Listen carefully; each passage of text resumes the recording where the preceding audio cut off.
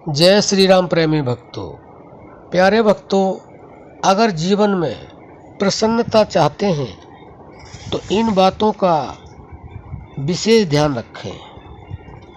भक्तों, जीवन में कोई मनुष्य ऐसा नहीं है जो प्रसन्नता नहीं चाहता है। हर मनुष्य प्रसन्नता चाहता है, लेकिन उसके लिए कुछ करना नहीं चाहता।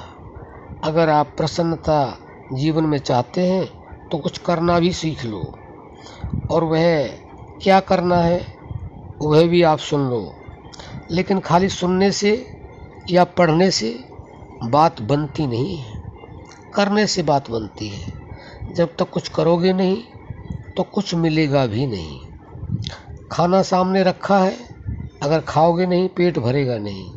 पानी सामने रखा है, पियोगे नहीं प्यास बुझेगी नहीं। इसी तरह से जीवन में अगर प्रसन्नता चाहते हैं तो इन बातों का ध्यान रखें।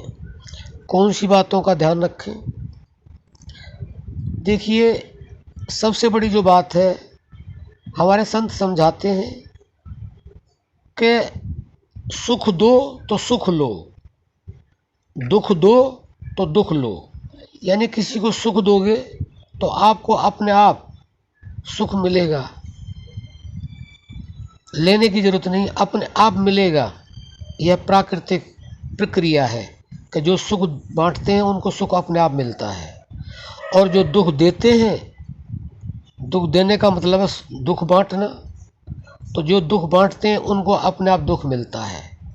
तो एक तो इस चीज़ को अपने जीवन में उतार लें कि हमने किसी को जीवन में दुख देना नहीं है और सुख ही सुख देना है। दुख बिल्कुल नहीं देंगे तो आपके जीवन में प्रसन्नता अवश्य बनी रहेगी। इसमें कोई तिल मात्र भी संदेह नहीं है। दूसरी बात क्या है वह भी आप समझ लें। आप दूसरों को बांटना सीखें, दूसरों को लूटना ना सीखें। आजकल क्या चल रहा है, ज़्यादातर लोगों को लूटने लगे हैं। देखिए, अगर आप लूटोगे तो आप लुटोगे भी ज़रूर, यह प्राकृतिक प्रक्रिया है।